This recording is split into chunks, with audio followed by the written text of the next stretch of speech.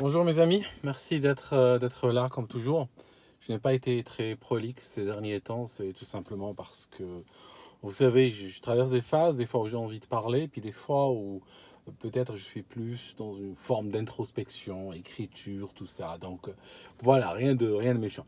Enfin, aujourd'hui, j'aimerais vous parler d'une histoire, d'une sorte de polémique que, comme la France, seule la France sait en inventer. L'affaire Zemmour contre une nana, une chroniqueuse, je crois qu'il s'appelle Nafissatou ou Absatou, en tout cas un nom dans ces sonorités. Alors, il semblerait que M. Zemmour, avec sa langue un petit peu caustique, comme vous savez, a dit à cette dame, il lui a dit que il aurait mieux valu pour elle et pour la France qu'elle s'appelle Corinne. Alors, elle l'a pris très mal, menace de porter plainte. Quelque part, je comprends. Je comprends qu'elle le prenne mal. Personne n'est content quand on vient face à lui et lui dire écoute, tes parents auraient dû faire des choix différents pour toi. Je comprends qu'elle se fâche et qu'elle le prenne mal. Cela dit, aller à la police pour ça, vous savez, moi je suis contre la judiciarisation des débats et des discussions. La police n'est pas là pour accueillir les doléances de gens qui ont entendu des propos qui les ont choqués. À plus forte raison dans une émission télé. La télé, quand même, mes amis, je dois quand même vous le révéler, c'est un repère de saltimbanque. Je veux dire, tu es à la télé, t'as dit un truc, on t'a dit un truc, tu n'es pas fondé à aller réclamer justice. C'est pas possible. C'est comme si on te casse une bouteille de bière sur la tête lors d'une beuverie. Hein, c'est du même niveau quand même. En tout cas, la police est là, à mon sens, pour poursuivre je ne sais pas, les gens qui commettent des meurtres, qui distribuent, qui font circuler de la fausse monnaie, qui font de la piraterie. Ils ne sont pas là pour, oui, il m'a dit un truc. Bon, voilà, enfin, c'est très français comme trait, je dirais. Alors, maintenant, par rapport au fond de l'affaire, je pense que Zemmour, le plus souvent, il n'invente rien. Zemmour ne fait que mettre des mots, n'est-ce pas, sur des ressentis, sur des phénomènes. Alors, quand Zemmour te dit un truc, c'est vrai elle a reçu ces mots-là et elle a été complètement retournée. Hein. Je pense qu'elle n'a pas beaucoup d'expérience encore de télé, euh, parce que il y a tout le temps des trucs de ce niveau qui se disent, et j'ai entendu pire à la télé à l'époque où j'en avais, et il paraît que ça a empiré depuis, donc juste pour vous dire. Alors, je pense que ça se traite à un niveau collectif, ça ne se traite pas à un niveau individuel. On ne va pas chez telle personne et lui dire pourquoi toi tu t'appelles comme ça. Donc c'est pour ça que quelque part je comprends qu'elle se soit offusquée. Maintenant, la question que j'ai envie de poser, la question vraiment que j'ai envie de poser, je pense que c'est une question qui permet peut-être d'éclairer le fond de ma pensée, c'est que si un peuple ou un groupe de gens arrive quelque part et, on va dire, garde ce qui les distingue au niveau culturel, par exemple des prénoms, des, des religions, des traditions, des langues, tout ça. S'ils gardent tous ces éléments constitutifs de leur identité d'origine, la question que je me pose, moi, c'est quoi leur vocation à long terme? Est-ce que leur vocation est de rentrer chez eux à long terme? Ou est-ce que leur vocation est de former un autre peuple parallèle sur cette terre où ils sont arrivés?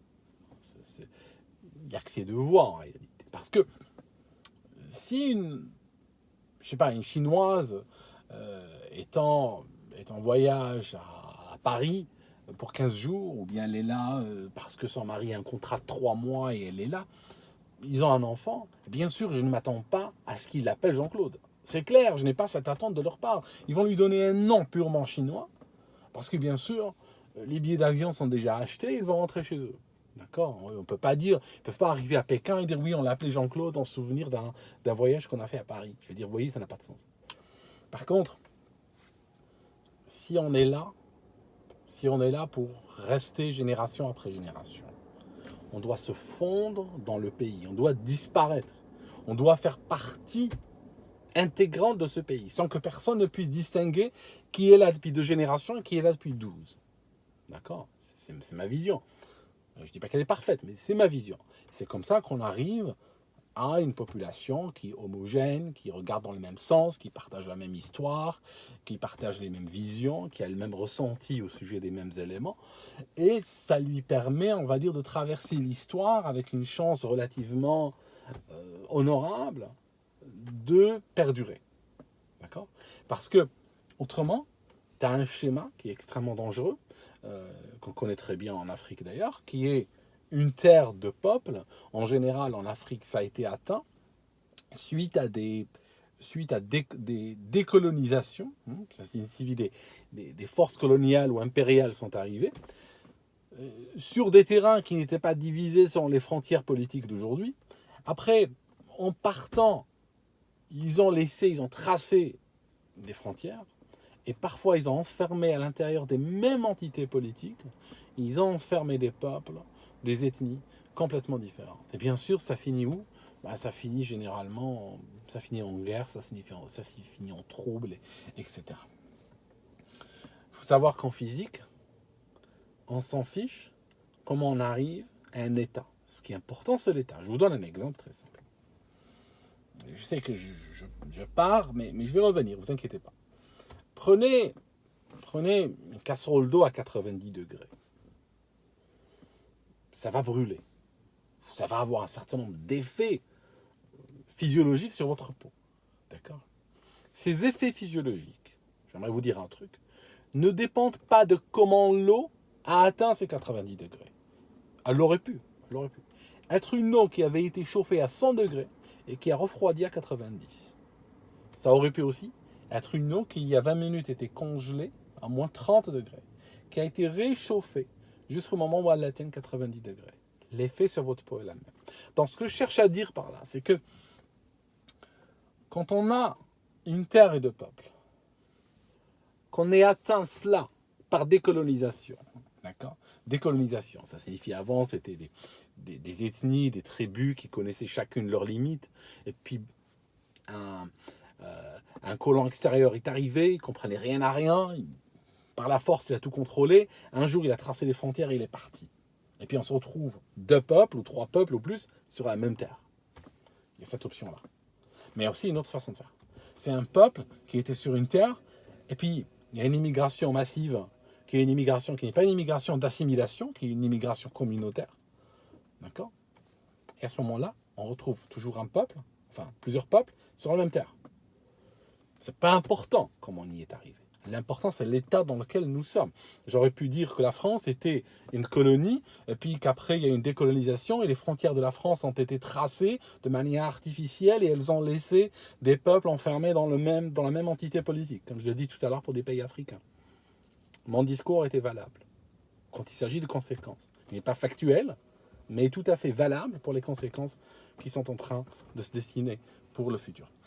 Donc, voilà l'histoire. C'est que Zemmour, il a mis des mots sur quelque chose.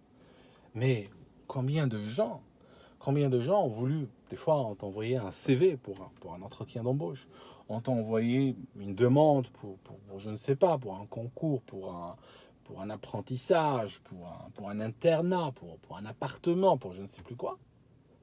Et ça a été refusé. Pourquoi? Parce que de l'autre côté, quelqu'un a pensé exactement comme Zemmour. Quelqu'un a pensé, toi, tu aurais dû avoir un autre nom. Et la demande a été classée sans suite. Donc ça cause quand même des dégâts dans la vie des gens. C'est quand même terrible. C'est comme si toi, tu pars en Chine, n'est-ce pas? Imaginons que tu voyages en Chine, et tu dis que tu as envie de rester. Puis 10 ans plus tard ou 15 ans plus tard, tu as un enfant et tu l'appelles Jean-Marc, en pleine Chine. Et que le but, c'est que tu restes en Chine. Pourquoi tu lui ferais ça? Ça serait vraiment un drame, ça serait un crime contre cet enfant quelque part. Parce que toute sa vie, alors qu'il est né là, il a la même légitimité qu'un autre Chinois qui est né là depuis la génération des Ming, d'accord? Il a la même légitimité, il est né sur cette terre, il va apprendre à parler couramment la langue, il va être un Chinois indistinguable des autres. Par contre, tu vas lui donner un sobriquet d'une terre qui est à 10 heures de vol de là, et il devra porter ce nom-là toute sa vie, d'accord? Qu'il distinguera comme étant d'origine étrangère. Pourquoi tu lui fais ça? D'accord? Pour moi, c'est un crime. Alors, je vous dis, en tant que... La question s'est posée dans ma vie. La question s'est posée, genre, par exemple, je vous donne un exemple, j'ai 2 filles, comme vous savez. La dernière s'appelle Grace. Okay? Un nom purement anglais ici. D'accord? Tu veux savoir un deuxième nom? C'est Hannah. H-A-2-N-A-H.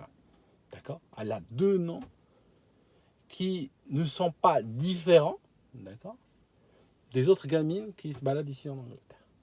Quand elle grandira, si ce n'est pas elle qui va aller dire qu'elle a des racines étrangères, personne ne viendra le lui demander. Personne ne viendra lui jeter à la figure. Parce que ce qui est terrible pour moi, ce qui est terrible, c'est que imaginons que j'ai une fille, je l'appelle Fatima, d'ailleurs l'autre s'appelle Aïda Raphaël. Imaginons que j'ai une... j'ai perdu le fil.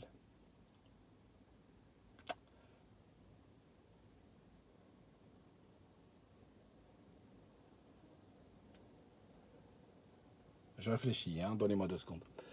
Je disais que...